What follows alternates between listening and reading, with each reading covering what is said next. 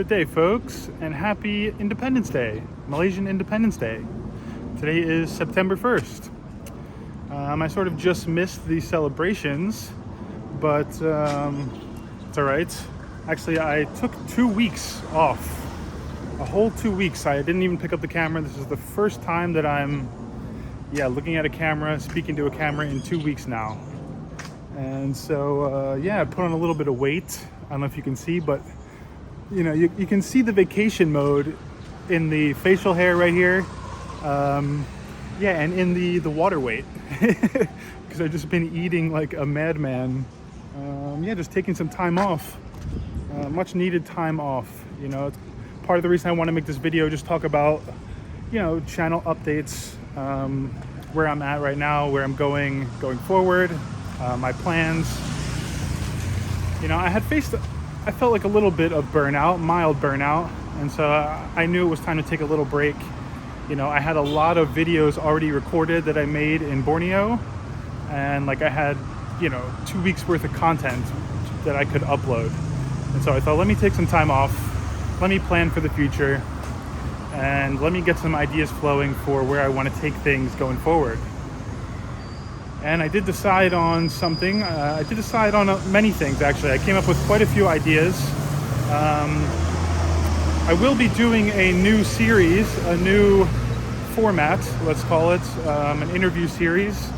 I've been wanting to do this for a while, where I do street interviews with, Malaysians, with tourists, with anyone, about different topics. I think it would be really cool. I've seen some vloggers doing this in other countries, who make it their whole niche, their whole niche, their whole thing. And it's some of them do it really well. And it's very entertaining, really, it's good content. You're getting the opinions of the people. And I think people are very interested in hearing the perspective of somebody else.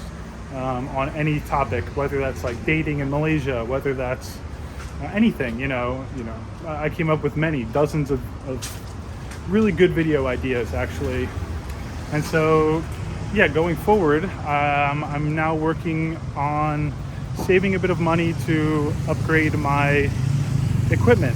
I use an iPhone 13 Pro Max at the moment, and it works great. It records really, really well, very high quality, great audio. But for something like interviews, I don't want to hold it here, have them stand next to me, have to move it very close to their face so I can actually get the microphone close. It's not good for interview style content. So let me just make sure. I just want to make sure I'm not going to run out of space. I'm very close to running out of storage space. But going forward, I think that this is going to be a very big thing for me. And I think it's going to lead into me maybe hiring another person to help me and to do the filming. But initially, it's going to be more standard, and it's going to be more about the content itself, the subject itself, the talking points themselves. But I think street interviews, I think there's a big market for that, in Malaysia, not being filled. And I think the people who do it successfully on YouTube in other countries, I think they do a great job, and I think it's something that is missing here, that I would like to watch. I would love to watch some of these topics be talked about in street interviews, and they don't exist. So I'm gonna make them. I also think that it plays into my strengths pretty well. I'm good at talking to the camera and just rambling to myself and to you guys about different things, but I think when it comes to social interaction and asking questions, interviewing, I think that's also a strong suit for me, something that will a good format for the channel that I'd like to ultimately have 2, 3, 4 different styles of videos, a series, a format that I find people like, and keep going with those. And as maybe something gets stale, maybe replace it with a new series, a new format. So yeah, just trying to change it up, keep things innovative and fresh for me, for you guys. So that's it. You know, I think if something starts to get stale for me, it will start to get stale for you as well. I don't think any of the content I'm making right now doesn't feel stale, actually, especially because I've been traveling around, seeing new places. You know, just went to Borneo. That was like a new experience. You know, I think at one point I was starting to make a lot more videos when I was staying in Kuala Lumpur, strictly. You know, like for a few weeks or something, I was running out of maybe places to vlog, and I started making every single day, like topical stuff, and maybe talking too much about my life, a lot of behind the scenes type content, which I want to put out, and I know people actually want to watch, but I think varying the content is important, changing it up relatively frequently.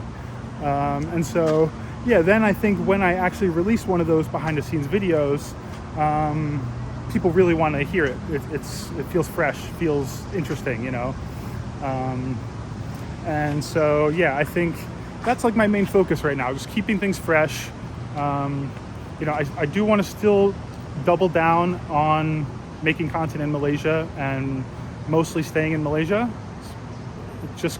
I know it's going to work out for the best long term if I kind of just stick with it, instead of thinking about traveling to too many different places. You know, when my finances aren't, you know, I'm not killing it just yet, and so I get a little too far ahead of myself, like, oh, I want to travel here, I want to travel here. But for now, I will spend, you know, 80% of my time in Malaysia, make most of the content here, and yeah, when I do some traveling and do content outside of Malaysia, I will focus on going to countries and cities that Malaysians like to visit, because my audience is 65% Malaysian. And so I am also making content for, you know, my American followers, British, Australian, Europeans, everybody, everyone. I have to focus on, you know, I'm realizing after trying many different things, you know, going different places, especially going to Thailand, trying to do content in Thailand, like for a Malaysian audience, and just realizing like, okay, that's not the move. And even like making polls about where should I go next, places like Vietnam.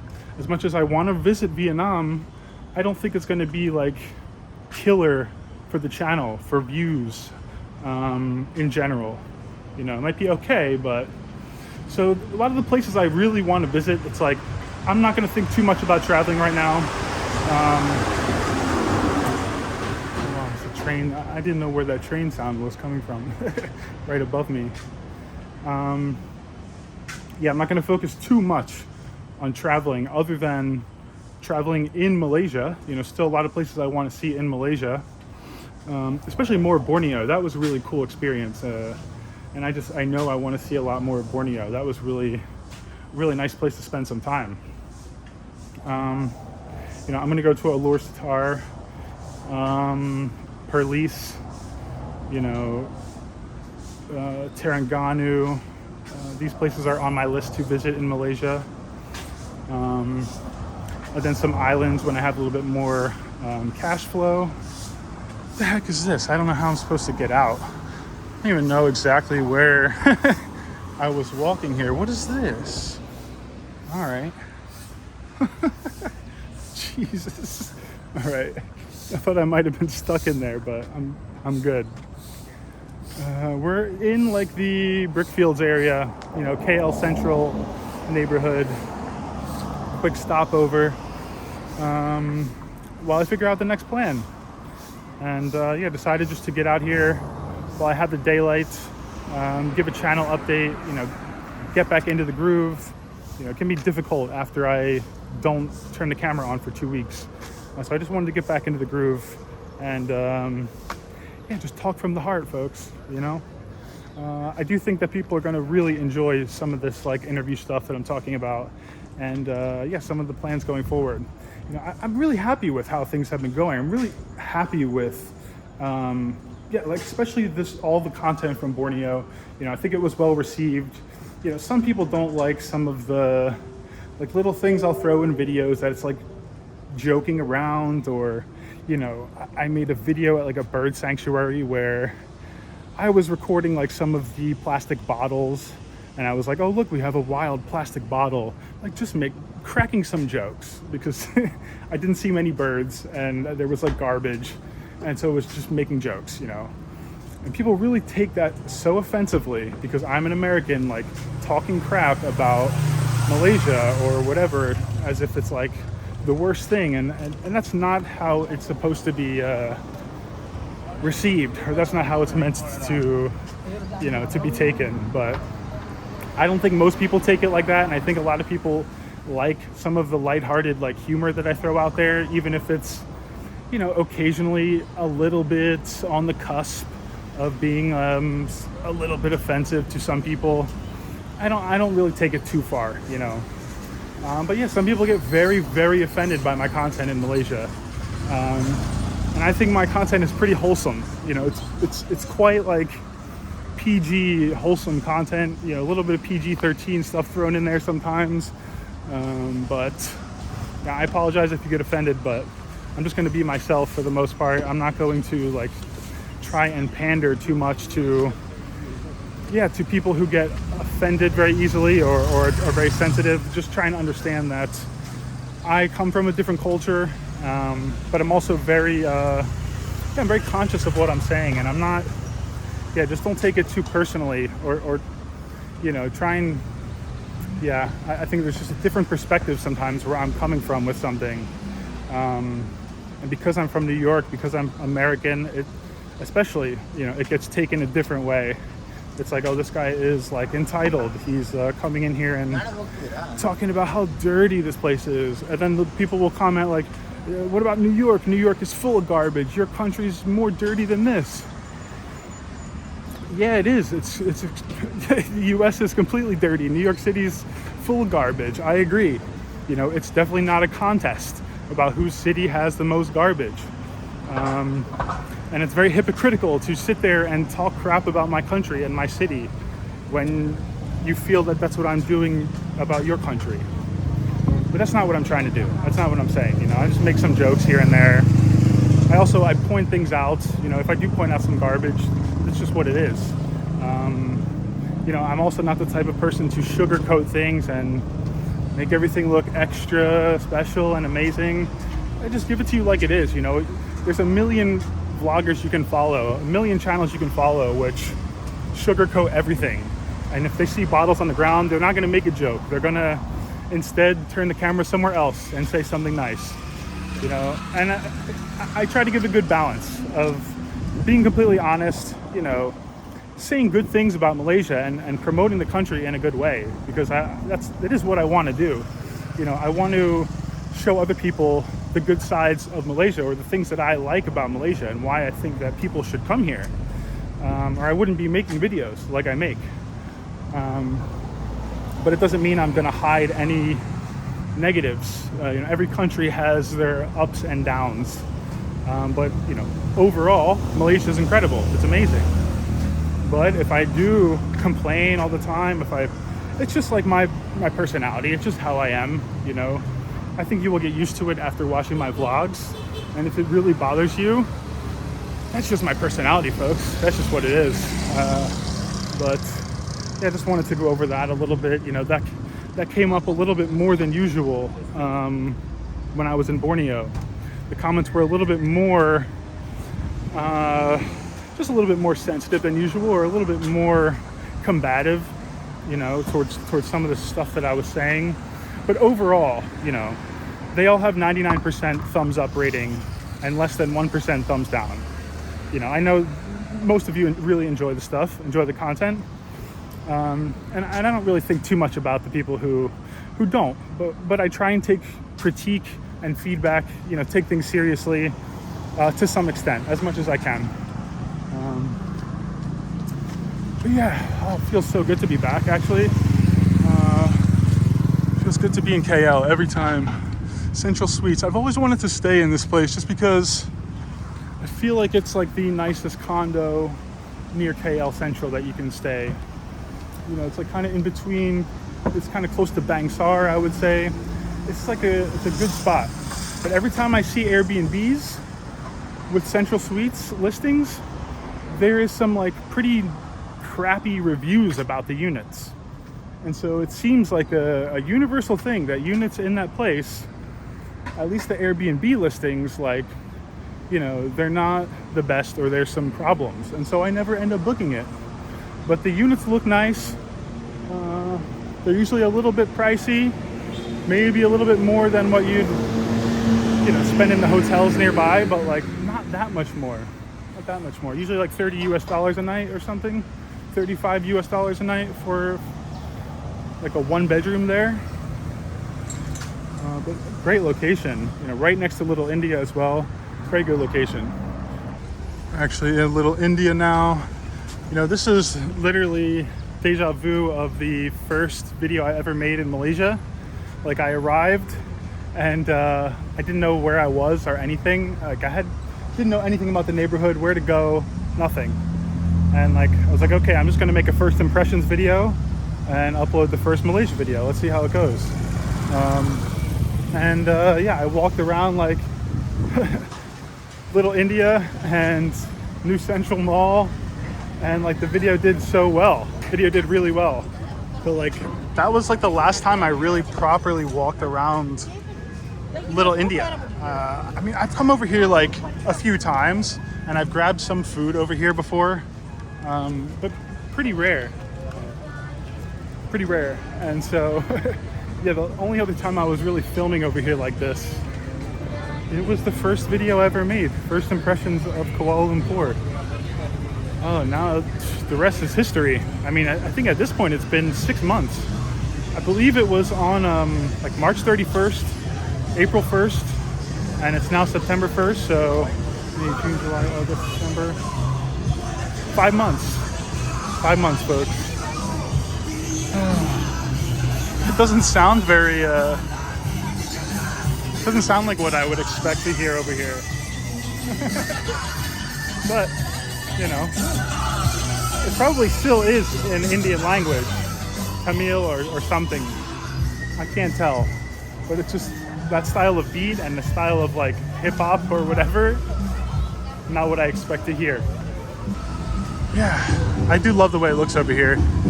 Just don't really have too much reason to come over here otherwise. Like, there's a couple good food spots. Like, unless you're getting food, there's no reason for me to come over here, you know. I mean, I feel like people hang out in their groups, their family and friends over here. That's pretty much what it is, you know. And they eat on the street, you know, shop a little bit, buy a couple things, but you know, otherwise, you know, that's what it is. Now, there is some good Indian food over here. So when it comes to food, I mean, I'm all over the place. Like, I was very strict cooking all of my food every day for, I don't know, probably a good month and a half or something. I was doing very well. I was doing really good. And I didn't eat any nasi kandar or like any Indian food, no takeout at all. Like, literally for a month and a half, you know, I was going from eating nasi kandar every single day here to none, right? It's like cutting myself off cold turkey. So I've been craving it. Actually, the last 2 weeks, I just fell off big time with my diet, my food. Decided to try and reintroduce some foods because I was doing keto, I was doing carnivore keto, and it's very easy for me to stay fit, right, and control my eating. I decided to try to add some carbs in, right? Try to add some veggies, some fruit as well. So yeah, I added like green veggies and I added in fruit, you know, especially the lower sugar fruits. And I decided just to keep at it for a bit and see how it goes. And just inevitably, I started to just not feel as good, you know, having gut issues again. And I put on so much weight. I mean, I know it's because I'm not usually eating carbs. So right when you start eating them, you're going to withhold a ton of water. It's going to make you hold water. And you're not going to have that same like lean look anymore, right? And so part of it is that, you know, part of it is that I was eating more calories. yeah, and just eating exponentially more carbs than I have in years, in a long time. And so I'm gonna go back to eating keto and like cooking all my food, which I've been cooking my food, but yeah. So I didn't actually eat nasi kandar. I didn't, as much as I've been craving it, I haven't caved and had it just yet. But I'm thinking about allowing myself to have some, to give myself that kandar treat. It's just been so long. It's going to be like magic. It's going to be magic. I mean, the last time I had it was actually on video, like arriving back to Kuala Lumpur. I don't know if I had come back from Thailand, if I had come back from somewhere else in Malaysia. I think I had been in Thailand for like, almost a whole month.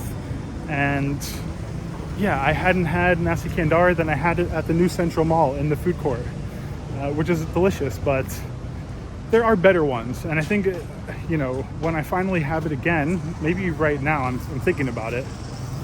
I don't want to have the food court nasi kandar. I want to have like one of the ones that I deem as the most proper ones. So either nasi kandar pelita.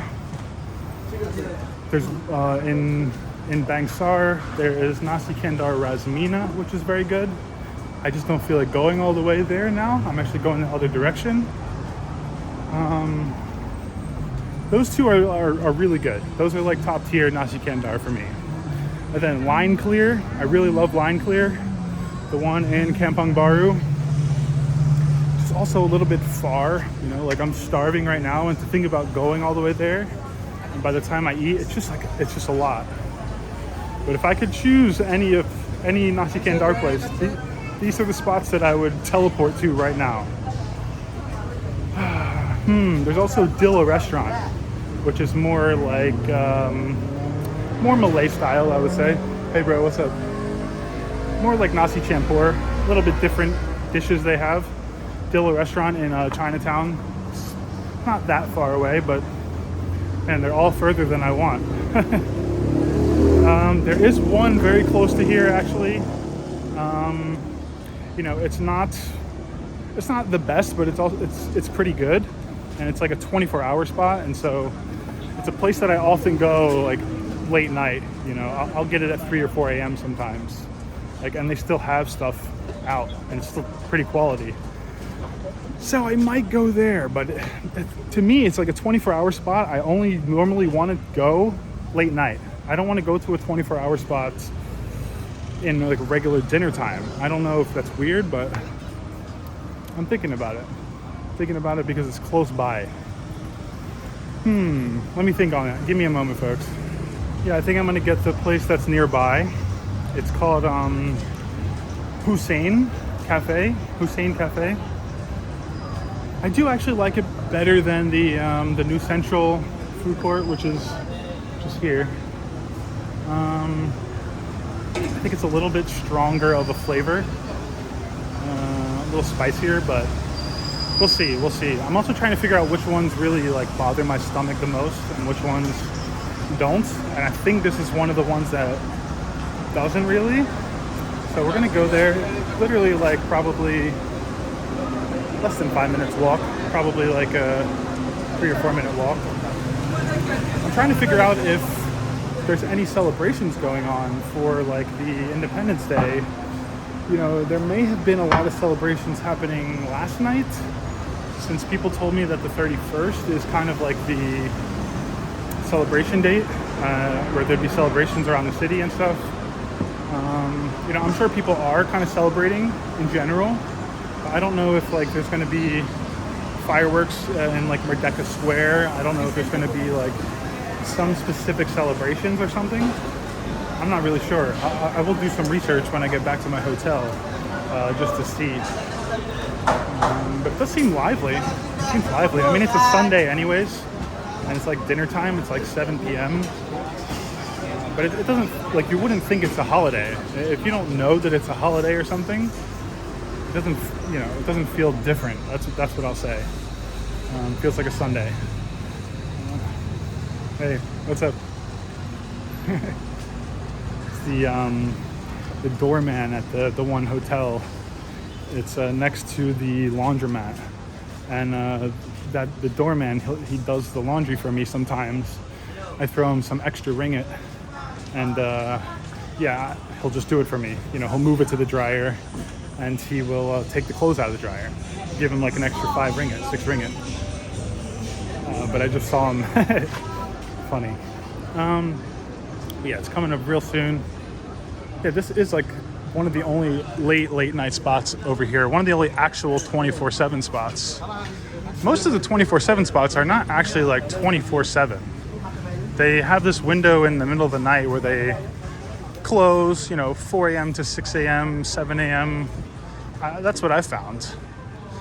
Probably just depends on how busy they are, but yeah, here it is, Hussein Cafe, Nasi Kandar.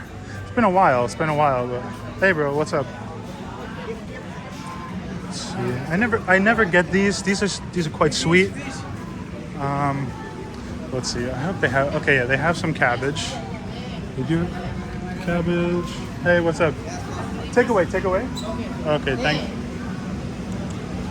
So, yeah, we'll do some cabbage. What's up? Can I do a takeaway order? Yeah. All right. For those of you who don't know, I can't eat rice, so I have a really weird order. Okay, can I do takeaway with the cabbage? I'm cabbage, and also going to order some mutton. Hey, do you have like a plastic container instead of the bag you can put it in? Thank you. Nice. It's so hard to eat food when they put it in a bunch of different bags, so I try to have them put it in a plastic container instead. I think this one is chicken. I'm gonna have to ask. Do you have mutton curry? Mutton curry? This one. Okay, can I have like yeah, same.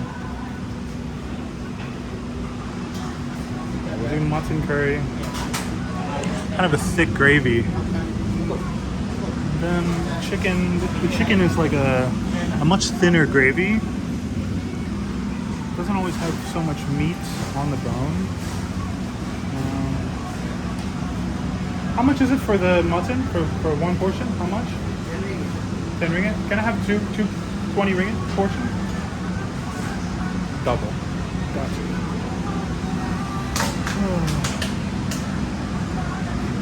Some donuts here.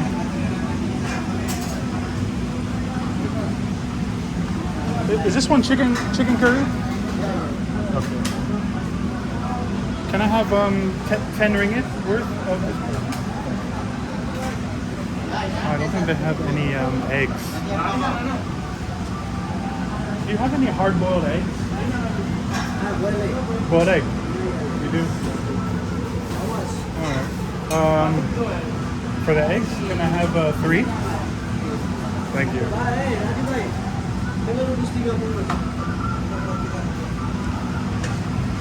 Oh, so we have to hit the ATM. Forgot about the cash-only thing. I ran out of cash and went to pay with my card, and he was like, no. So I know that there's an ATM like just on the other side of here. I think so. I mean, I know there's a bank right here. Let's see. Usually I go inside the mall and just use the ATM, but oh yeah. There's a bunch here. The ATM is not working. So I have a problem where only some ATMs work for me in Malaysia. I don't know what it is. I feel like some of them, they take like 6-digit pins, and like some of them, yeah, even if I put my 4-digit pin with the 6-digit pin, it works, and other ones it doesn't work, and sometimes it just doesn't work. So I'm heading into the new Central Mall where I normally go. Because they have like 5 different brands of ATM machine in here. So if one doesn't work, it's like you just try another one. And sometimes I will try 3 of them until one finally works. So it happens to me consistently here. Like if I could get a Malaysian bank account, it would make things so much easier, and I would save money on fees. If there's any way I can Does anybody know how I can get a Malaysian bank account as a tourist on a tourist visa? You know, I don't know if it's possible. You know, I know that kind of thing is possible in like Thailand, for example. You can go through an agent, or there are certain banks that cater to like foreigners more. And so yeah, if you know any ideas to open a Malaysian bank account, let me know, because that'd be helpful. Save a lot of ATM fees. Oh, nice, the new Central Mall feels so good. This is like my home base mall. Anytime I come back to KL, usually the first vlog that I do, you're gonna see the new Central Mall pop up. Especially because I usually take the train from the airport to New Central. So KL Central, you know, New Central. Afterwards, I need to get like a supplement, actually. It's good. All right, well, I'm gonna try and use this ATM, go back and pay the guy before he thinks that I'm just ditching my order. But yeah. I sort of went through the wrong entrance, but look, this is what I'm talking about. ATM center just got like so many. I think the one on the end works for me. I don't know. Let's see. Now I don't have my debit card, so I must have left it at the other ATM, which I swear I didn't. Oh my god, my brain does not work properly. Let's just hope it's there. Should be. I mean, I literally just left a second ago. Did I not take the card? Well, we have a bit of a bad ending to an otherwise good vlog. So yeah, I forgot the card in the ATM.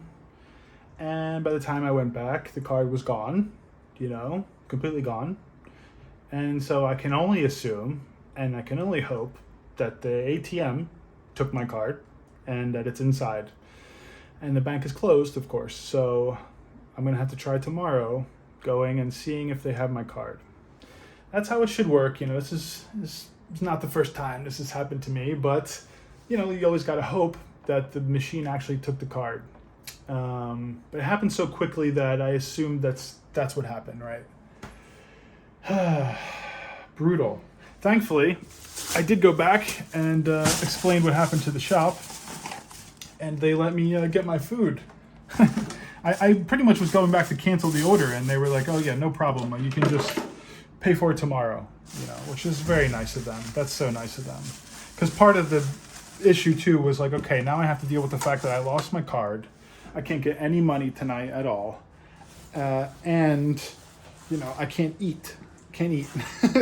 So I was already thinking like, okay, what do I do? And I have to do like a expensive order on like Grab or something. And so, well, that's it, folks. That's it. I will update you guys about the card situation. I think it'll be fine. But oh my God, stupid Ben. Use your brain. Drop a thumbs up, please. I would appreciate it. And make sure you're subscribed, of course. And yeah, I will see you in the next video.